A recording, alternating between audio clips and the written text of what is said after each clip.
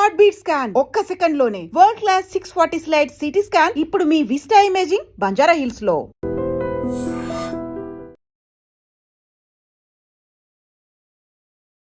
నమస్కారం, welcome to I dream. ధర్మ మార్గం విత్ విస్తా కార్యక్రమానికి స్వాగతం.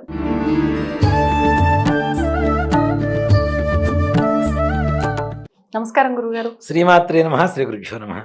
గురుగారు, ఎవరైనా చనిపోయిన వ్యక్తి అదే కుటుంబంలో, ఆడవారు కానీ మగవారు కానీ, మళ్ళీ అదే కుటుంబంలో జన్మిస్తారు అనే ఒక విశ్వాసం చాలా గట్టిగా ఉంటుంది ప్రతి ఒక్కరిలోనూ కూడా. ఒకవేళ అంటే మరణించిన తర్వాత కొద్ది నెలల గ్యాప్ తోటే గర్భం దాలిస్తే ఆ ఇంట్లో వారు ఖచ్చితంగా ఇంక ఇప్పుడు వాళ్ళు జన్మనిచ్చిన శిశువు ఆ చనిపోయిన వాళ్ళే పుట్టారు అని చెప్పి కొంతమంది వాళ్ళ పేర్లే పెట్టడము, ఇంకా వరుసలు కలిపి మా ఆయనే పుట్టాడు అని చెప్పి ఆడవాళ్ళు ఉంటే, లేదంటే మా ఆవిడే పుట్టింది అని చెప్పి ఇలా భావిస్తూ ఉంటారు. ఇది ఒక మూఢనమ్మకంగా తీసుకునేవారు ఉన్నారు, లేదు ఇది గట్టి నమ్మకము ఇలా జరుగుతుంది అనే వాళ్ళు ఉన్నారు. అసలు వాస్తవం ఏంటండి? ఇది కూడా కర్మ సిద్ధాంతానికి రిలేటెడ్ అన్న ఈ ప్రశ్న కూడా. మనకి రుణానుబంధ రూపేణ పశు పత్ని సుతాలయ, మన పూర్వజన్మ సుకృతం నుంచి ఈ జన్మలో మనకు దొరికేటువంటి వాళ్ళు ఎవరు అంటే ముగ్గురు. వాటిల్లో పశువులు మొట్టమొదటిగా చెప్పారు. పెట్స్, కుక్కలు ఉంటాయి, గోవులు, కొంతమంది పాములు పెంచుకుంటున్నారు, కొంతమంది పిల్లులు పెంచుకుంటారు, కొంతమంది పక్షులను పెంచుకుంటుంటారు, రకరకాల జంతువులను పెంచుకుంటుంటారు ప్రాణుల్ని. పత్ని భార్య, సుతాలయ పిల్లలు. ఇక్కడ ఈ జన్మ సుకృతం మన కొడుకే పుట్టాడు, పూర్వజన్మ సుకృతం. అది కూడా ఇందాక మనం చెప్పుకున్నట్టుగా పూర్వజన్మలో మనిషి పుట్టాడా వీడు, గ్యారంటీ లేదు. మనిషి పుట్టాడు అన్న గ్యారంటీ లేదు. ఇక్కడ ఇంకోటి కూడా ఏంటంటే మనిషి జన్మ ఒక్కసారి ఎత్తుతారని చెప్పి చాలా మంది చెబుతుంటారు. అది అవివేకం. అవివేకం అది. దేనికంటే ఇటీవల జరిగినటువంటి కొన్ని సందర్భాల్లో మనము వీడియోస్ కూడా చూస్తూ ఉంటాం. మనం ఎక్కడో ఒక పిల్లవాడు పుట్టి ఒక 3 ఏళ్ల తర్వాత నాది ఈ ప్రాంతం కాదు, నేను పలానా చోట పలానా అతని అమ్మాయి భర్తని నేను పలానా వాళ్ళ కొడుకుని ఈ వ్యాపారం చేస్తూ ఉంటాను, నాది టీవీ షాప్ ఉంది, నేను టీవీ రిపేర్ షాప్ ఉంది అని చెప్పి అక్కడికి వెళ్ళి వెతికితే ఇతను చెప్పినవన్నీ అక్కడ ఉన్నాయి. నిజం, చూసాం ఒక 2-3 సందర్భాలు చూసాం. అట్లా 2-3 సందర్భాలు, ఒకటే కాదు 2-3 సందర్భాలు. అంటే పూర్వజన్మ. ఇక్కడ మాకు తెలిసిన గురువు గారు ఒక ఆయన ఉన్నారు నాన్న. మేము వేదం నేర్చుకోవడానికి స్మార్థం అంటాం. మేము నేర్చుకునేదాన్ని స్మార్థం అంటే పురోహితం. ఈ పెళ్లిళ్ళు, గృహప్రవేశాలు ఇవి ఏవైతే ఉంటాయో వీటిని స్మార్థం అంటాం. ఇవి నేర్చుకోవడానికి తక్కువలో తక్కువ ఒక 3.5 సంవత్సరాలు పడుతుంది. తక్కువలో తక్కువ. కాస్త నిదానంగా నేర్చుకుంటే 5 సంవత్సరాలు పెట్టే వాళ్ళు ఉన్నారు. మహా అయితే 4, 3.5, 3 ఏళ్ళు. నాకు 2.5 years పట్టింది. నేను అనుకున్నా, అమ్మ 2.5 years పూర్తి చేసుకున్నారు, అబ్బా గ్రేట్ రా అనుకున్నాను నేను. అంటే ఒక చిన్నప్పుడు ఒక ఇది గర్వంగా ఉంటుంది కదా నాన్న, మనం కాస్త తొందరగా నేర్చుకున్నాం. నేను మా గురువు గారి దగ్గర ఒక విద్యార్థి ఉన్నాడు. ఆల్రెడీ అతను నాకంటే 1 year సీనియరు. నేను జాయిన్ అయిపోయిన తర్వాత 6 months తను నేను ఈక్వల్ అయిపోయాం. అంటే మీరు ఫాస్ట్ గా నేర్చుకున్నాం. అంటే తను 1 year లో నేర్చుకునేది మొత్తం 1.5 year లో నేర్చుకునేది మొత్తం 6 months లో నేను నేర్చేసుకున్నా. చాలా ఫాస్ట్ వచ్చింది అనుకున్నా నేను. మిగిలిన 2 years నేర్చుకున్నాను, అయిపోయింది. కానీ అంటే ఒక గర్వం అనేది ఉంటుంది కదా, నాకు తొందరగా వచ్చిందని. ఇలాంటి గర్వాన్ని అణగదొక్కడానికి భగవంతుడు ఉంటాడు పైన, గ్యారంటీగా. నువ్వెంతరా, బిషానా అంత నువ్వెంతరా అని. ఒక వ్యక్తి 6 నెలలలో స్మార్థం మొత్తం పూర్తి చేసిండు అన్న. 2.5 years బట్టి అదే చాలా తక్కువ టైం అనుకున్నా. మా గురుగారు కూడా అనేవాడు, నువ్వు ఏకసంతాగ్రహ ఒక్కసారి చెప్తే వచ్చేస్తుంది, నీకు చాలా బాగా చదువుకుంటావురా. మా అమ్మ దగ్గరకు వచ్చి మరీ పూడేవారు మా గురుగారు. వాడు మంచిగా చదువుకుంటాడమ్మా, ఒక్కసారి చెబితే వచ్చేస్తుందమ్మా అని. అలాంటిది 6 months లో నేర్చేసుకున్నాను. ఎలా సాధ్యపడింది అంటారు? నేను అడిగాను మా గురుగారు, నాకు డౌట్ వచ్చి అడిగా, గురుగారు నాకు 2.5 years పట్టింది కదా, వాడు 6 months లో ఎలా వచ్చింది అని అన్నా. వాడు పూర్వజన్మలో చదువుకొని దాన్ని వాడుకోకుండా చనిపోయాడురా, ఈ జన్మలో ఒక్కసారి గుర్తు చేసుకున్నాడు, వచ్చేసిందని చెప్పాడు. జస్ట్ ఒక్కసారి గుర్తు చేసుకున్నాడు, నెవరు వేసుకోవడం అంటాం కదా, ఒక్కసారి వెళ్ళవేసాడు, వచ్చేసింది వాడికి అని చెప్పారు ఆయన. అంటే పూర్వజన్మ అనేటువంటిది, మరి పూర్వజన్మలో వేదం చదువుకున్న వాడితే మళ్ళీ ఈ జన్మలో వేదం చదువుకోవడం మనిషిగా పుట్టింది. కుక్క అయితే వేదం చదువుగా పూర్వజన్మలో, నక్కైనా వేదం చదువుగా. పూర్వజన్మలో మనిషి పుట్టాడు, ఈ జన్మలో కూడా మనిషి పుట్టాడుగా. చాలా మంది చెబుతూ ఉంటారు, ఒకటే జన్మ ఉంటుంది మనిషి జన్మ, మిగిలిన అంటే 7 జన్మలు అని, మొత్తం మిగిలిన 6 జన్మలు నక్కయ్య కుక్కయ్య పుడతారని చెప్పి రకరకాల. నక్కయ్య కుక్కయ్య పుట్టకూడదని లేదు, మనిషిగా పుట్టినవాడు మరలా మరుసటి జన్మలో మనిషిగా పుట్టకూడదని అంతకంటే శాస్త్రం లేదు.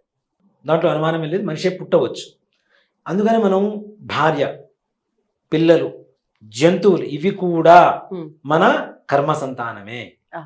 ధర్మ సంతానం కాదు, కర్మ సంతానం అనేది చదువుతాను నేను తప్పనిసరిగా. ఉమ్, ఎట్లా అంటే మనకి కుక్కను తెచ్చుకుంటాం, ఉమ్, అది ఉండేది 14 ఏళ్ళు. అవును. పావురం తెచ్చుకుంటాం, అది ఉండేది 8 ఏళ్ళు 7 ఏళ్ళు బతుకుతాం. ఆ, అవునా అని తెలిసి కూడా దాని మీద మన పిల్లల కంటే విపరీతమైన ప్రేమను పెంచుకుంటాం. అవును.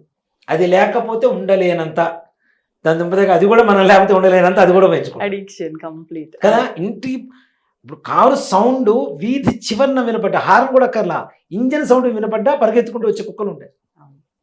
కొంతమందికి సంతానం లేకపోతే కేవలం కుక్కల్నే సంతానంగా భావించేటువంటి వాళ్ళు కొంతమంది ఉన్నారు. నేను హోమాలకు గృహప్రవేశాలకు వాటికి వెళ్తుంటే వాటి పేర్లు కూడా వీళ్ళ గోత్రనామాలతో చెప్పి హోమం చేయించే వాళ్ళు కొంతమంది ఉన్నారు. కానీ అలా వర్తిస్తాయా అంటే అదే చెప్తున్నా, ఇది కర్మ సంతానమే కదా. అవును అవును.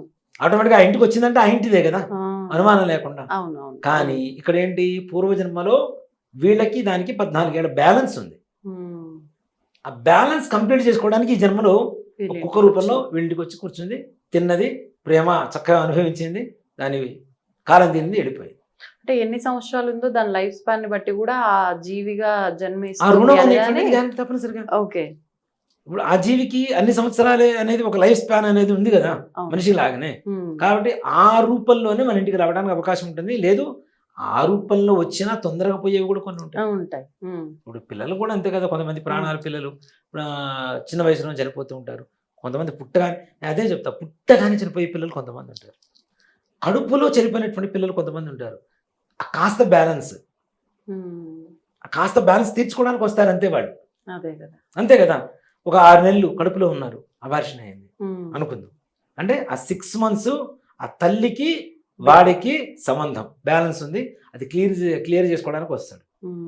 పుట్టిన తర్వాత కొంతమంది ఇందాక మనం అనుకున్నట్టుగా యాక్సిడెంట్లో చనిపోయేవాడు కొంతమంది ఉంటారు. గుండె పొడుతూ ఇప్పుడు ఈ మధ్యకాలంలో మరి చిన్న చిన్న వయసు వాళ్ళు చనిపోవడం చూస్తున్నాం. ఇవన్నీ కూడా ఏంటి, వాళ్ళకున్న బ్యాలెన్స్ క్లియర్ చేసుకోవడానికి ఈ జన్మలో మరలా మన జీవితంలోకి వస్తుంటారు, వెళ్ళిపోతూ ఉంటారు. అలాగే కొడుకు, ఇప్పుడు ఇంకోటి కూడా చెప్తానా, ఇది కూడా గ్రహస్థితి అనేటువంటిది మనం అంతకుముందు కూడా చాలాసార్లు చెప్పుకుంటూ ఉంటాం. పెద్దవాళ్ళకు ఉన్నటువంటి గ్రహస్థితే పిల్లలకు వస్తూ ఉంటుంది, కొంతమందికి పాస్ అవుతూ ఉంటుంది కొన్ని దోషాలు. అవునా, ఈ దోషాలు పాస్ అవడం అనేది ఏంటి, రక్త సంబంధం ద్వారా బై జీన్స్, హెరిడిటీ. కొన్ని గ్రహాల ద్వారా గ్రహస్థితి ఏదైతే ఉంటుందో ఆ గ్రహస్థితిని బట్టి కొన్ని రోగాలు వస్తాయి అనేటువంటిది కన్ఫర్మేషన్ ఉంది. అదే గ్రహస్థితి పెద్దవాళ్ళ దగ్గర నుంచి పిల్లలకు వస్తుంది కాబట్టి వాటి ద్వారా వచ్చేటువంటి హెల్త్ ప్రాబ్లమ్స్, హెరిడిటీ ప్రాబ్లమ్స్ వస్తూ ఉంటాయి. ఇక్కడ హెరిడిటీ ఏంటి, రోగాలు కాదు, గ్రహస్థితి మెయిన్. అలాగే ఇప్పుడు తాతగారి పోలికలతో కొంతమంది పుడుతుంటారు, తండ్రి పోలికలతో కొంతమంది పుడుతుంటారు. ఇప్పుడు నిజంగా మా పెద్ద కొడుకు ఉన్నాడు, మా నాన్న ప్రింట్, ఫాదర్ అంతే. మా వాడు పడుకున్న మా నాన్నే గుర్తుకొస్తారు, కాళ్ళ మీద కాలు వేసుకుని పడుకోవడం. అంటే లక్షణాలు కూడా అలానే ఉంటాయి. మరి మా నాన్నగారు నా చిన్నప్పుడు, నా 7 ఏళ్ళప్పుడు చనిపోయారు, నాకు 7 ఏళ్ళప్పుడు చనిపోయారు.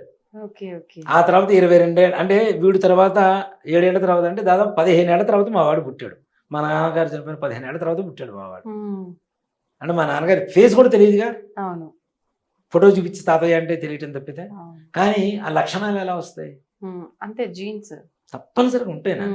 ఆలోచన విధానం ఒకటి, అమాయకత్వం ఒకటి, ముదురు తెలివితేటలు ఒకటి, ఇవన్నీ అన్ని రకాలు కూడా అన్ని జీన్స్ తో ముడిపడి ఉన్నవే కదా. కొంతమంది అమాయకులు ఉంటారు, వీడు కూడా వీడి తాతగారిలాగా అమాయకుడు, అవునా. కొంతమందికి దురలవాట్లు ఉంటాయి, అరే వీడికంటే వీడి తాత బెటర్ రా అంటుంటే. అంటే ఒక ఇది ఉంటుంది, నాన్న తండ్రి అడుగుతాట, నువ్వు నన్ను మంచి అనిపిస్తావా అని. ఎందుకు అనిపించాను నాన్న, నువ్వు 10 మందితో తిరిగితే 11 మందితో తిరుగుతా, వీడికంటే వీళ్ళ నానే బెటర్ అంటారు, వీడికంటే వీళ్ళ నానే బెటర్ అంటారు కదా, అంతేగా అని నేను మంచి అనిపిస్తానంటే అటు కొడుకు. అంటే అట్లా ఉంటుంది. చూడండి మంచి పేరుని కూడా ఎలా మార్చేసారు.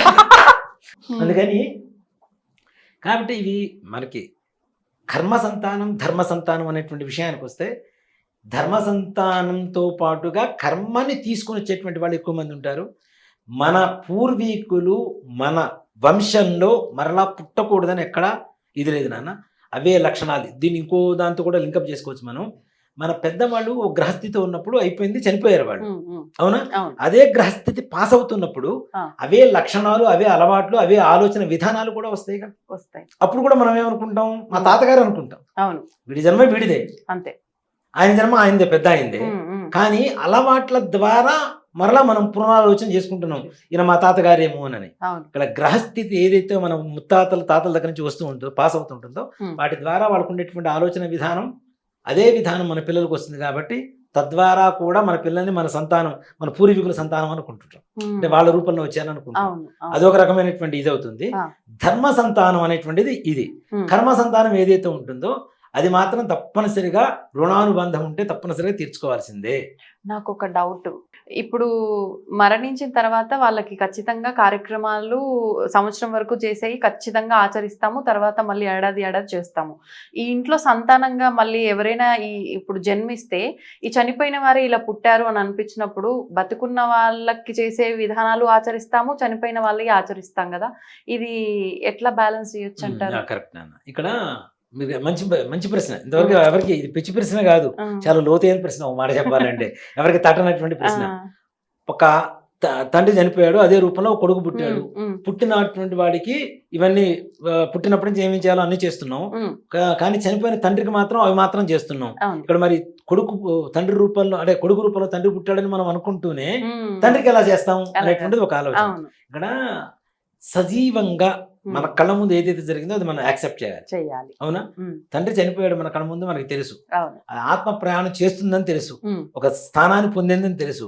మరలా ఇంకొక జన్మ ఏదైతే ఉందో, నెక్స్ట్ పిల్లలు రూపంలో ఉందో, ఇక్కడ సజీవంగా ఇక్కడ కనబడుతున్నారు కదా. వీళ్ళకి చేయవలసింది వీళ్ళకి చేయవలసింది, వాళ్ళకి చేయవలసింది వాళ్ళకి చేయవలసింది. చేయకపోతే వీడికి కరెక్ట్ అయినటువంటి దారి దొరకదు, ఉన్నవాడికి కరెక్ట్ అయిన దారి దొరకదు. అర్థమైందా? ఇదే కర్మ. వాడికి చనిపోయినటువంటి వాళ్ళకి కర్మ చేయకపోతే బ్రతుకున్న వాడికి కర్మ గారిపోతుందని చెప్తా. వీడికి జీవితం లేదు, జీవనం లేదు. కాబట్టి అది చేయవలసిందే, ఇది చేయవలసిందే. నిజంగా చాలా గొప్ప ప్రశ్న ఇది మాత్రం.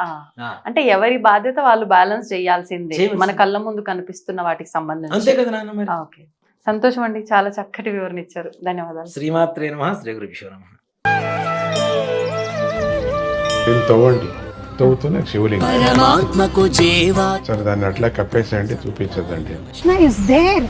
మూర్తి పూజ కాదు, సాక్షాత్ బ్రజేంద్ర నందన భగవాన్ ఉన్నారు మూర్తిలో. ఏమీ ఆశించకుండా ఆరాధించే వాళ్ళు కూడా ఉన్నారా ప్రభుజీ? నిజమైన భక్తి అంటే మనకు తెలియదు కాబట్టి